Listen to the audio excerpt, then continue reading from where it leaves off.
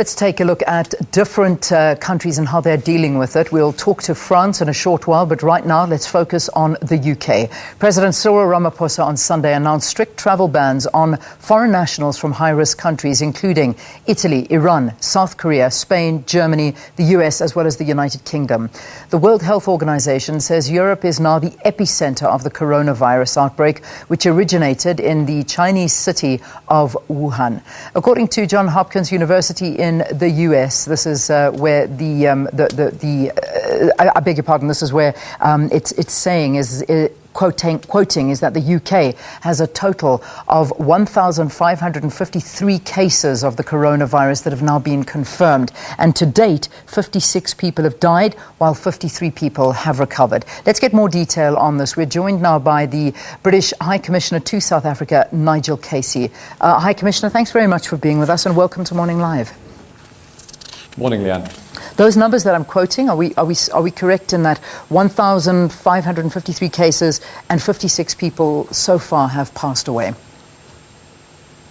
That's right. Those are the latest figures from the UK. They do reflect the number of people who have been tested and have had positive tests, but we do suspect that the number of people who've actually got the virus may be higher. Yeah. Let's talk to the response from the UK so far. A lot of people saying that they're taking too slow to put what has been called draconian measures in place, following its neighbours like Spain, Italy, France, which we just saw yesterday. There's no lockdowns. Things are still open. Life is still continuing, and it's all voluntary self-isolation. What is the latest from Downing Street with regard to the coronavirus? Well, our Prime Minister announced a set of new measures last night, which do impose unprecedented new peacetime measures, including encouraging self-isolation, particularly for all those people in vulnerable categories, over 70s, people with pre-existing health conditions, and generally encouraging people to work from home, avoid bars, clubs, theatres, restaurants. So really this is a suspension of normal life as we know it in the UK, and it reflects what's happening elsewhere. We are in a phase where community transmission is well entrenched in the UK. It is not possible to contain the virus anymore, so we are trying to delay the peak of the infection so that our health service can cope and that we get through it saving as many lives as possible. Yeah, there's I suppose two schools of thought. Some saying that they don't want to impose restrictions too early and make sure that people stay home because of fatigue. But there are others that are saying, hang on a second, you need to impose this because it is spreading fast and furiously. We've even had cases of people that have travelled back to South Africa from the UK, and now there are travel restrictions within the UK. What do you make of criticism towards the UK not acting fast enough? We have been guided by the scientific advice that we've had as a government, by the advice we've had from the WHO throughout this crisis, and we've moved at the pace which their advice has reflected. We have had to make the same difficult decisions as everybody else, conscious that if you do things like school closures, for example, they have an impact on the availability of health workers for our National Health Service, because those health workers are also parents who have caring responsibilities for children. So there are no easy choices here, but we have been guided all along by the scientific advice that we've been receiving, just as the South African government has been here. Yeah.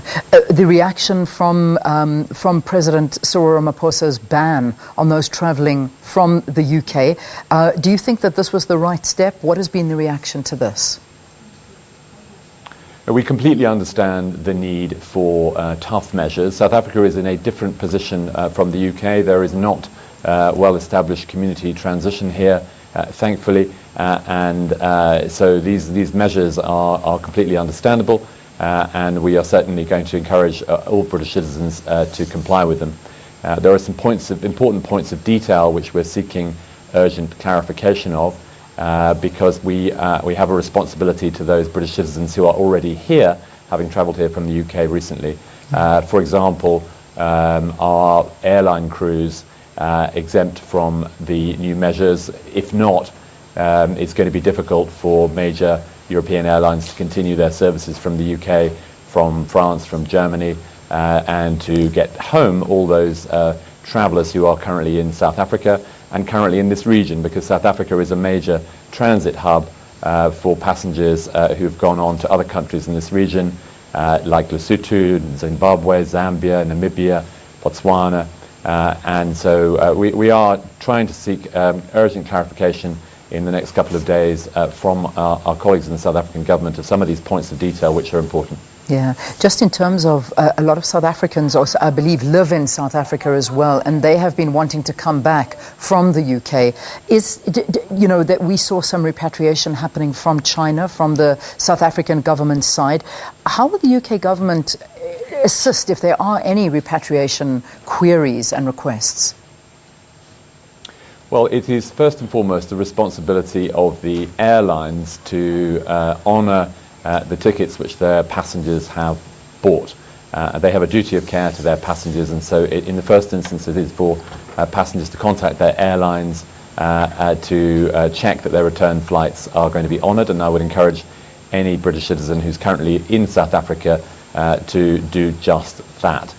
We have assisted in exceptional circumstances with an evacuation flight from Wuhan, but the norm should be for that airlines take the responsibility for bringing their passengers home.